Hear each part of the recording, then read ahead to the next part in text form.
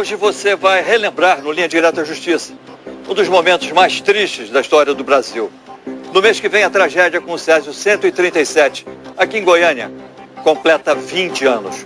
O caso comoveu o país e ficou conhecido como o maior acidente radioativo em área urbana do mundo. Veja agora como tudo aconteceu. Centro de Goiânia, 13 de setembro de 1987. Os amigos Wagner e Roberto entram no prédio abandonado de uma clínica médica. Hoje era meu dia de sorte. Eu descobri uma mina de ouro, Beto. Uma mina de ouro. É de ouro aqui, você tá doido? Ó, vai, tô achando que sua vida desempregada tá deixando ele doido mesmo. Eu tô falando sério. Ó. Cadê? Ai, Beto. Tá aqui dentro. Vem. Olha só. Que beleza, homem. Ah, Gambaragá. Isso aí que eu tô vendo de ouro. Gambaragá é tua mãe. Ó. Presta atenção. Aqui dentro deve de ter ao menos 200 quilos de chumbo. Ai, dá pra arrumar um dinheirão, ó. Você acha? Pega os trecos. Vamos tirar esse troço. Tá?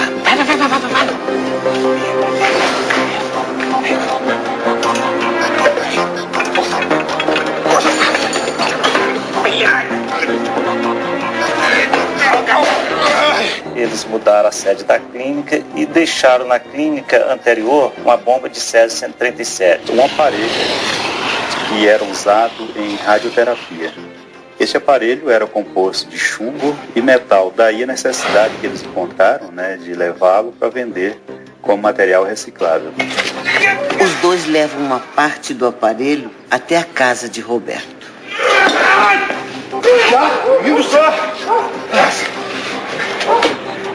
Neste endereço morava o Roberto. O Wagner morava na rua 75, que é a próxima de baixo.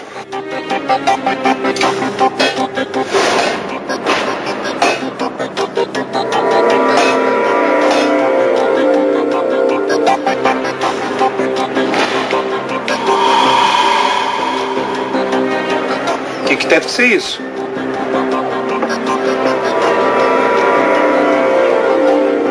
Sei lá. Então eles romperam aquele lacre. Aquele material ficou do dia 13 até o dia 18 naquela residência. Aí o Wagner pegou e começou a sentir o sintoma da peça. Começou a passar mal, começou diarreia, fraqueza. Depois fui eu. O cabelo começou a cair, meu olho começou a fechar. Os dois amigos não imaginam por que estão doentes. Depois de 5 dias, eles vendem a peça para o ferro velho de Devair Ferreira. Tá mais que bem pago, rapaz. Confere 500. Eu? 500. Os empregados de Devair conseguem desmontar a peça.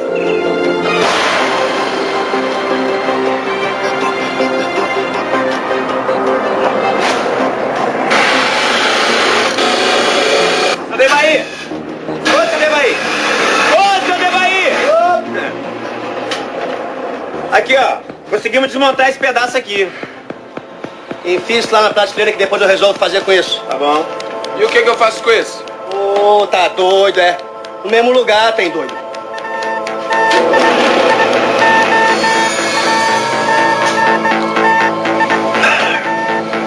À noite, Devair é atraído por um brilho extraordinário no meio do ferro velho.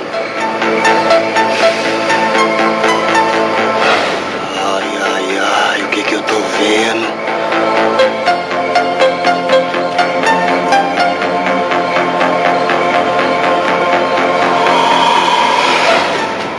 Meu Deus do céu, que é isso? Ele tinha uma frase, deixou uma frase, eu me apaixonei pelo brilho da morte. Então ele apaixonou realmente por aquela peça, por aquele material. Ninguém sabia o que era Césio. Sabia que era radioativo e que radiação mata.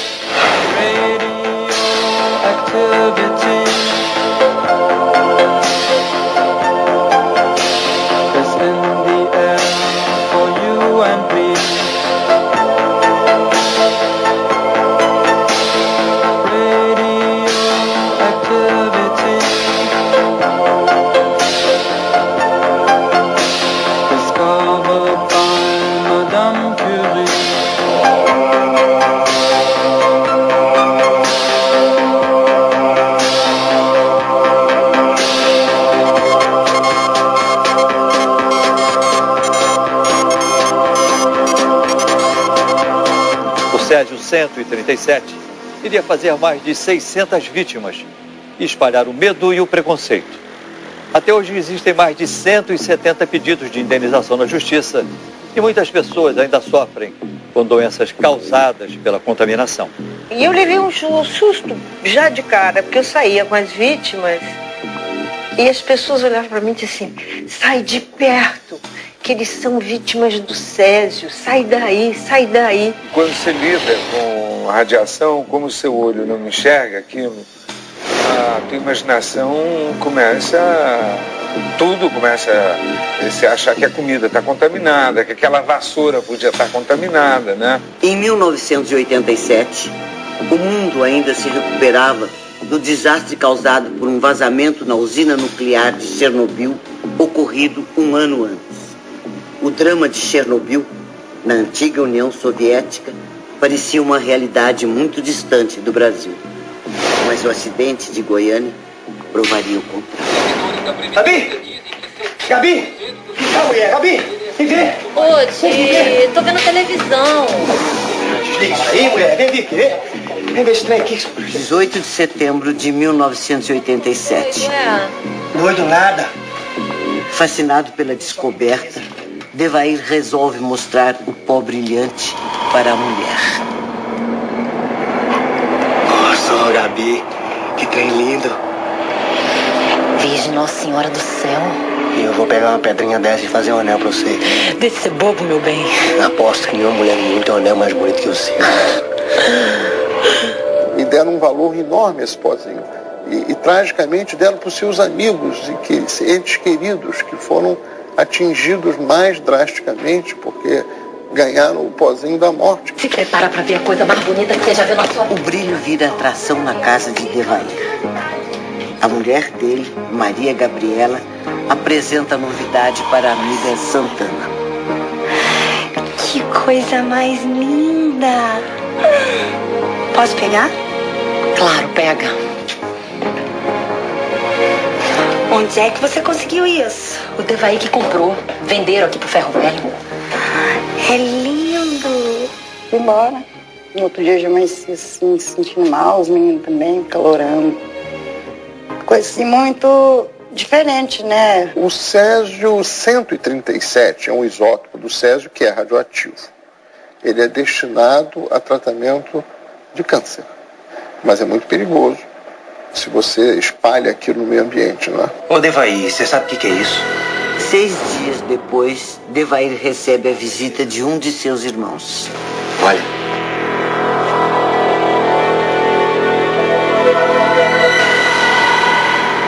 Eu tive a curiosidade de ver, coloquei um fragmento na palma da mão, fiz esse movimento, e com esse movimento, quando aquilo dissolveu, virou pó, eu disse, mano, isso aqui não tem interesse, não presta pra nada, porque não tem consistência. E você nunca separa desse troço aí não, velho? Eu não. Tá comigo o dia inteiro.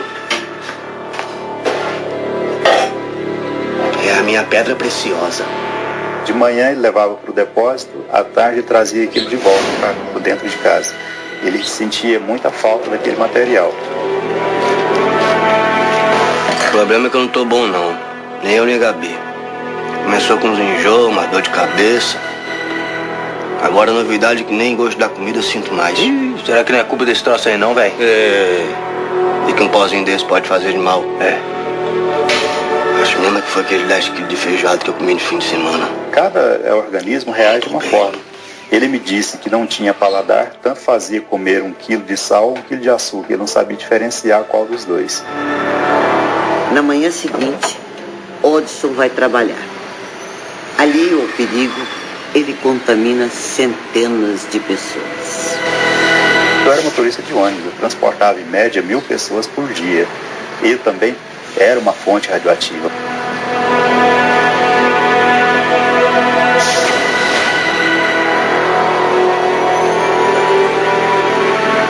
Ele tem vários tipos de maneiras de atingir as pessoas. Você pode ter contato com material radioativo, você pode ingerir pela boca ou ter ele dentro do seu organismo através da respiração. Há certos tipos de materiais radioativos que têm no metabolismo um endereço bem específico no corpo. Pode ser na tireoide, por exemplo, e ali faz uma irradiação do organismo. No dia seguinte, outro irmão visita Devair. Ele se chama Ivo. Eu preciso mostrar isso para as crianças. Posso levar um pouquinho? Uai, por que não? Pega um envelope pra você. Se não, leva na caixinha de fósforo.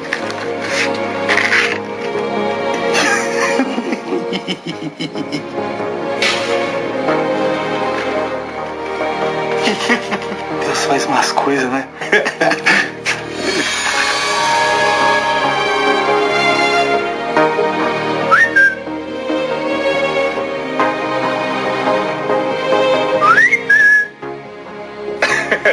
Ao chegar em casa, Ivo apresenta a novidade para sua filha caçula. O papai te ama demais da conta. Papai, que bom que você chegou. Leide das Neves Ferreira tem apenas 6 anos.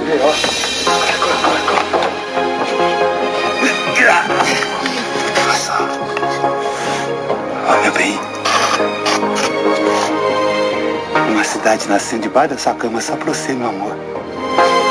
Pai, você é o melhor mágico do mundo. Eu lembro como hoje a palavrinha dela. Ela falou que tia, veio ver a pedrinha lumiante que o papai trouxe. No que eu entrei no quarto, ela mesma apagou a luz. Aí eu vi que aquilo brilhava muito. Logo depois, Leide vai jantar. Filha, lá vou chamar a princesa. Olá, hein? Quando eu saí, ela já estava na cozinha, sentada na mesa, comendo o cozido, já com a mão suja do pão. Se a dose for pequena, a probabilidade maior pode acontecer de ruim é o câncer ou até mesmo defeito genético. Se a dose for muito grande, como inclusive alguns casos lá em Goiânia, você tem o que se chama uma doença da radiação que se manifesta rapidamente. É uma espécie de colapso, onde várias funções orgânicas deixam de ter o seu ritmo normal. Ô, filhinha, fala pra mamãe como você tá. Deve ser alguma coisa que ela comeu. Ô, meu amorzinho, minha flor. Papai vai na farmácia, tá bom? Cada farmácia que ele foi, evidentemente, ele tirou dinheiro do bolso que estava altamente contaminado, porque suas mãos já estavam contaminadas. Esse dinheiro correu de mão em mão. Santana. 27 de setembro. Cada dia pior aqui em casa. Preocupada com os problemas de saúde da família, a mulher de Devair conversa com a amiga Santana. Falaram que é intoxicação alimentar. Você não acha que a culpa é desse troço? Só pode ser. Desde que esse troço chegou aqui em casa é que tá todo mundo ficando doente. Gabriela, acho melhor você mostrar isso para um médico. 2 dias depois, Maria Gabriela e um empregado do Ferro Velho levam a cápsula para a vigilância sanitária. Dentro do ônibus, ninguém tem como desconfiar do perigo. A atriz Joana Fon, que atuou em campanhas de solidariedade às vítimas e no filme Césio 137, O Pesadelo de Goiânia, de Roberto Pires, se emociona ao relembrar o caso. Tem uma cena do filme em que a gente reproduz a levar o Césio até o hospital. E quando eu saí daquele ônibus, eu tive uma crise de choro que não foi brinquedo. Ver aquelas pessoas todas pobres, mal vestidas, sendo vítimas de uma coisa, de uma grandeza que eles mesmos não entendiam. E aí eu fui chorar no meu canto, quieta lá, e achei que não ia sair mais.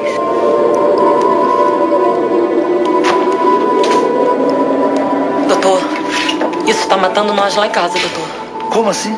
Desde que essa desgreta aí chegou lá em casa, tá todo mundo ficando doente. Dor de cabeça, enjoo. Meu marido tá perdendo cabelo e ele tá cheio de mancha no corpo. Valdecir? Pois não, senhor. Pega isso aqui e leva lá pro pátio. Como não tinha nenhum aparelho ali capaz de acusar algum tipo de nocividade naquilo.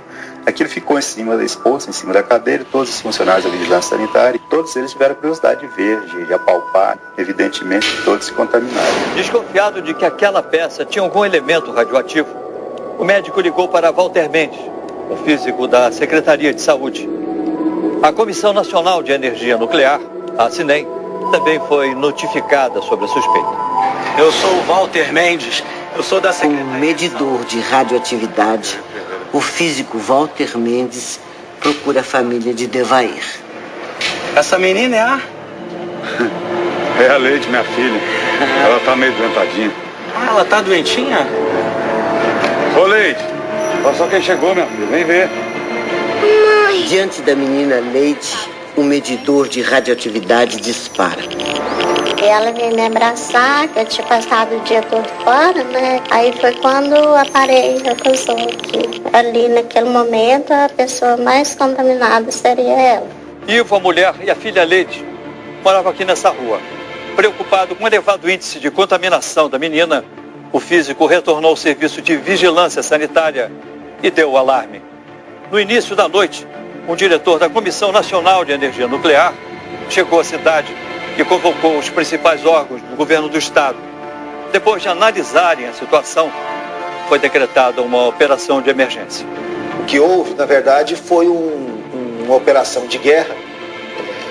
A CNEM teve um papel nisso, fez um trabalho, de certo ponto, que podia ser feito. De madrugada, as vítimas são retiradas de suas casas.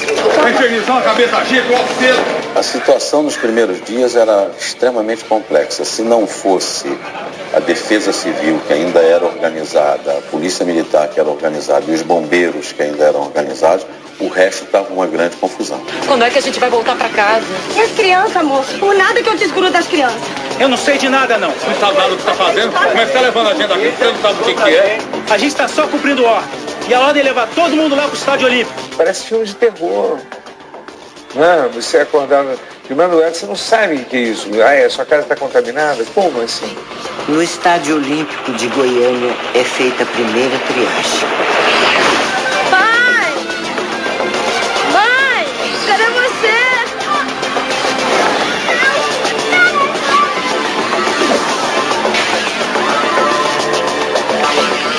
E lá eles foram passando o aparelho. Aí foi separando uma parte que tinha que ir para o hospital, outra que eles achavam que não precisava, né? Que ia ficar lá no estádio. Lourdes e sua filha Leide são submetidas ao medidor. A menina está com alto índice de radiação. Ela vai ter que passar por uma segunda avaliação.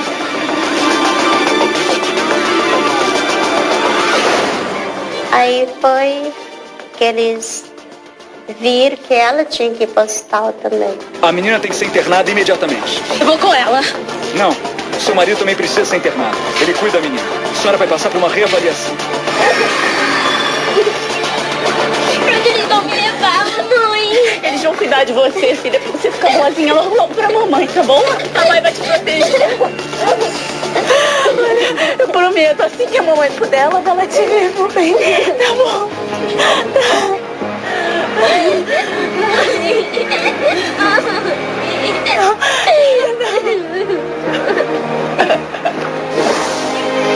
Aí foi o último contato nosso, foi esse. Deu um abraço nela.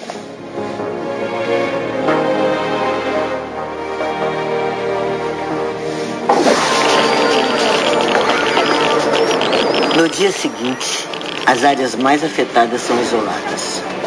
Os policiais sem proteção também vão se tornar vítimas. Por aqui não pode, tá interditado. Mas por quê? Teve um vazamento de gás aqui, a área tá toda sem isolada. Faz favor, chega pro lado. Faz favor, faz favor. Segundo eles que trabalhavam na polícia montada, eles foram chamados lá para conter um vazamento de gás. Isso, para os PMs, foi dito isso. A gente era muito inocente, né? Porque a gente pensava assim, pô, um comandante não ia mandar a gente, um matador igual manda um gato, né? Então a gente não tinha conhecimento, né? Agora, esse pessoal que nos mandou, realmente eles sabiam que se tratava de uma coisa gravíssima. Confusos e assustados, os moradores de Goiânia formaram filas em frente ao estádio. 112.800 pessoas passaram pelo Estádio Olímpico para serem monitoradas. Agora, muita gente que realmente foram contaminadas tinha medo, né? Elas não tinham coragem de ir procurar socorro. As pessoas são separadas em grupos, de acordo com o nível de contaminação. Hoje a gente sabe que muitas vezes aqueles contadores eram desligados para que, conforme já foi até dito, assumido publicamente por alguns dos responsáveis pela medição, para que não causasse pânico. Durante a triagem, meninos são obrigados a jogar fora as roupas contaminadas. O filho de Santana é um deles.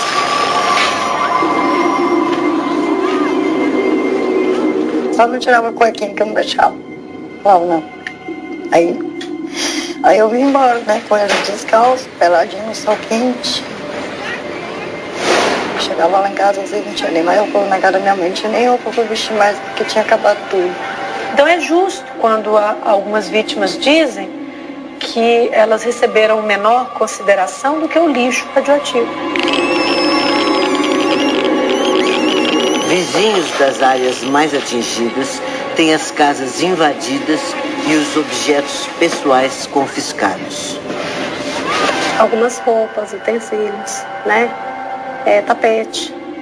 Então, levaram o cachorro. Esse cachorro, por exemplo, ele foi sacrificado a maior covardia e evidentemente que ele estava contaminado, tanto que espero que sacrificado.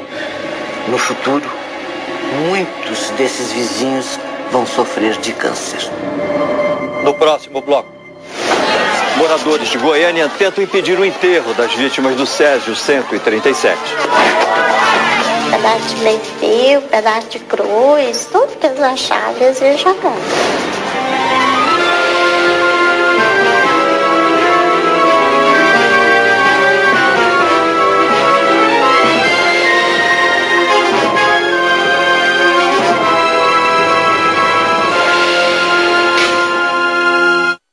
A tragédia repercutia no Brasil e no mundo. Enquanto os médicos tentavam salvar as vítimas do Césio, a população aqui de Goiânia tinha que lidar ainda com outro tipo de problema: o preconceito.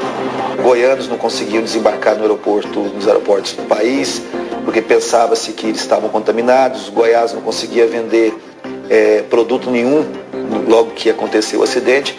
Então havia muita desinformação. O artista plástico goiano Ciron Fran fez uma série de obras de arte sobre o acidente e liderou uma campanha para denunciar a discriminação.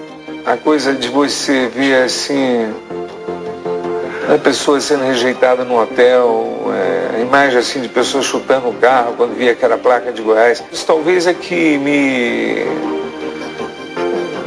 deu uma coisa muito forte assim de reagir, mas reagir com indignação, usando a indignação para transformá-la em arte.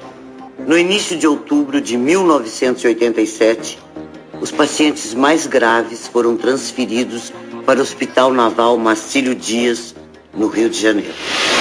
Entre eles estavam Devair, Maria Gabriela, Ivo e a filha dele, Leide. Maria Gabriela sofre. Ela precisa cortar os cabelos e toma vários banhos de descontaminação. 10 banhos de água fria em cada um por dia, com sabão de coco, e lixa e pedra a ponto de esfregar as pernas, os pés, as mãos. E eu não podia usar o vaso sanitário. No mesmo hospital, a menina Leide atrai o carinho de pessoas de todo o país. Olha só. Olha só. Você ganhou mais um amiguinho. E que nome que você vai dar pra ele? Papito. Papito? Ele vai ser meu papai de mentirinha. Isso aqui é Mamita. Eles dois vão cuidar de mim. Dias depois, Leide e sua tia Maria Gabriela morreram. 24 de outubro. Leide e Maria Gabriela vão ser enterradas em caixões blindados. Apesar dos cuidados, moradores da cidade ficam com medo de contaminação e reagem com fúria.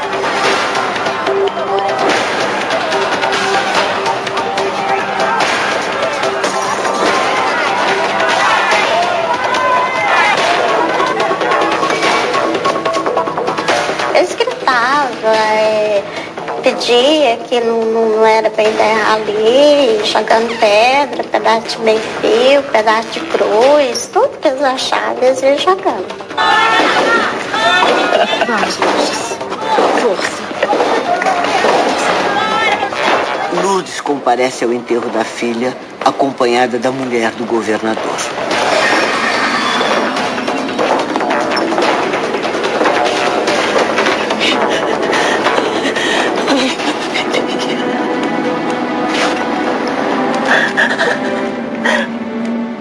E eu só sei que eu consegui chegar próximo ao caixão dela e vi.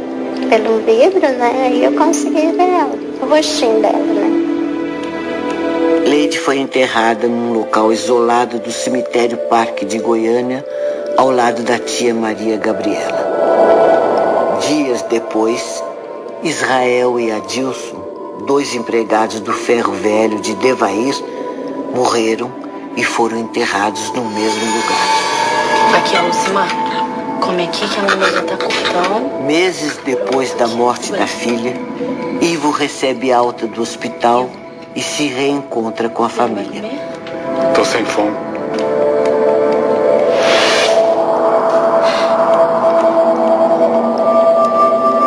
Então você podia apenas apagar esse cigarro?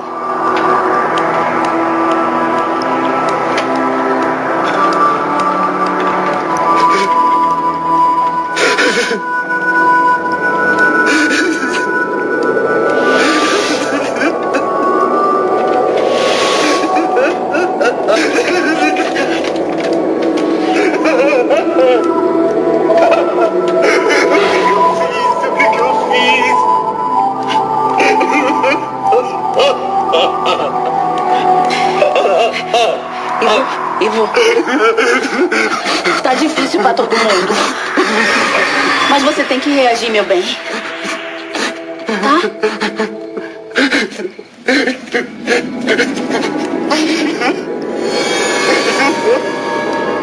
Pai, você é o melhor mágico do mundo. O Ivo faleceu segundo o atestado de óbito por efizema pulmonar.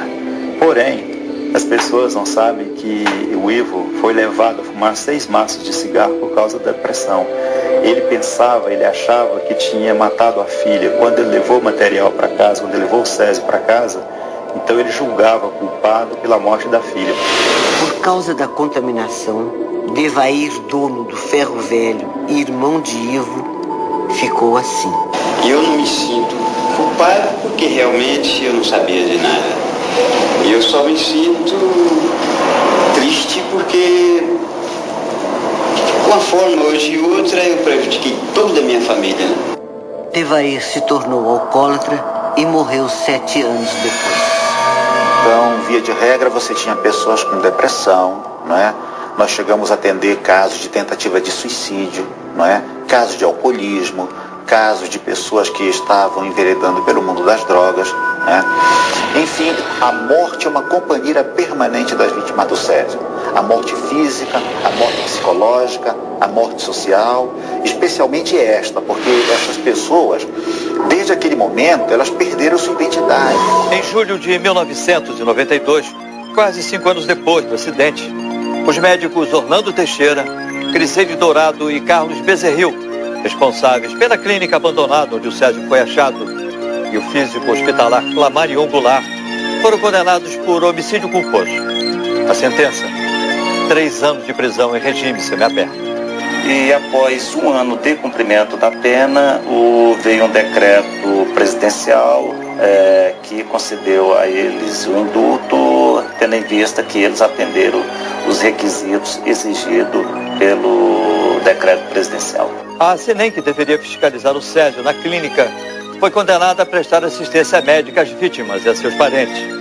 O governo do estado de Goiás e a Cinem também foram obrigados a pagar indenizações que variam entre 100 mil e R$1 milhão.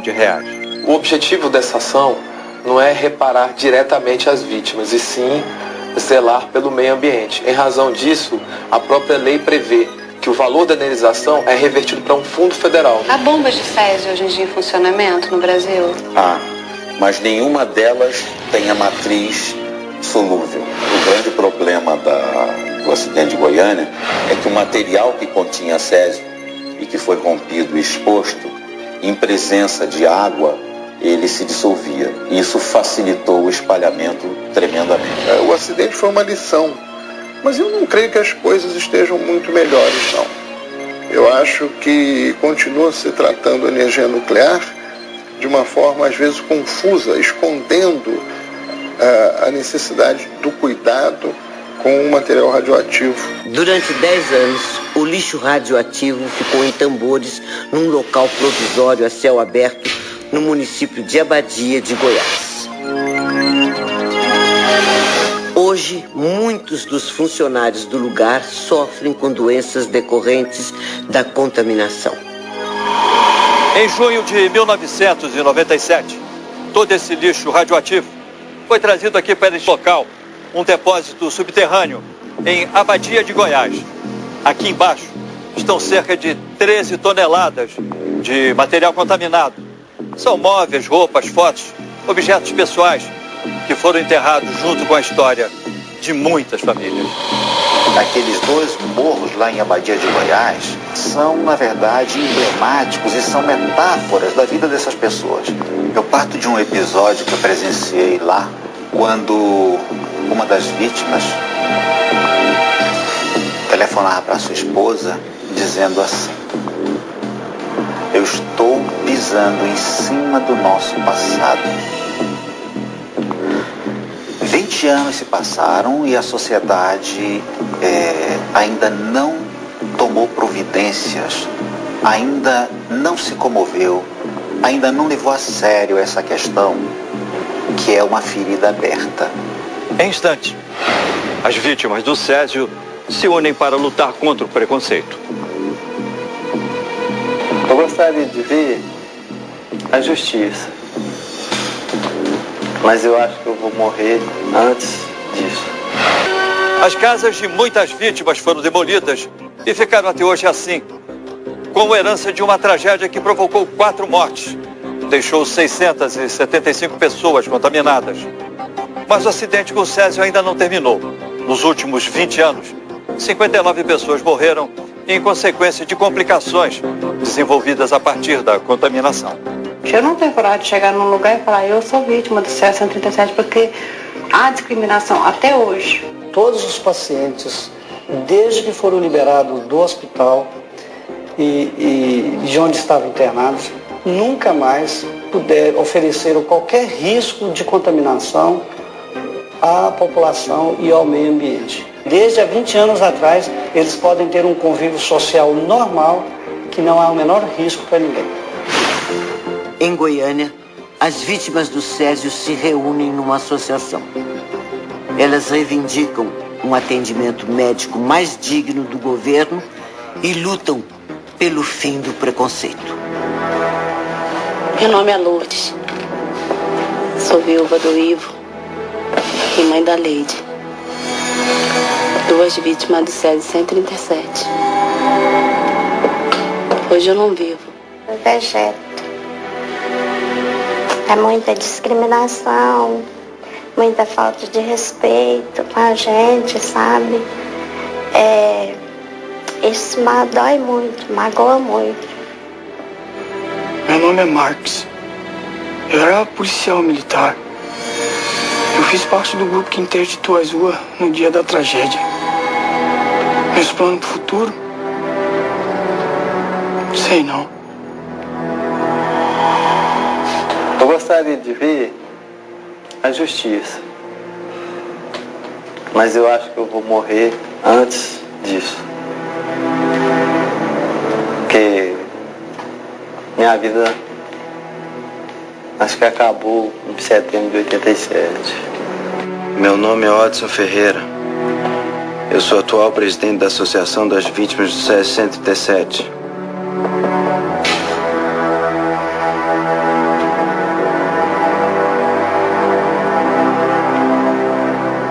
Meu maior sonho é ver as vítimas do SESI 137 sendo respeitadas, tendo seus direitos respeitados. E isso a gente não tem conseguido. Nesses 20 anos, quase 20 anos, a gente não conseguiu ainda resgatar a cidadania dessas pessoas.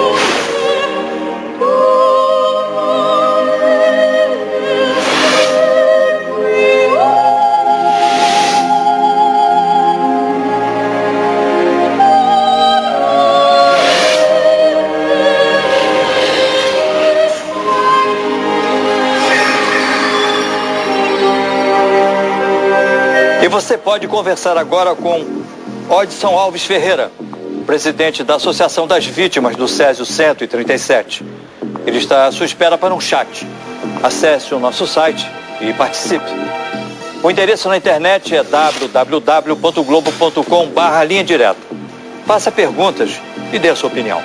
Nós voltamos na próxima quinta-feira, logo depois de A Grande Família. Boa noite, até lá.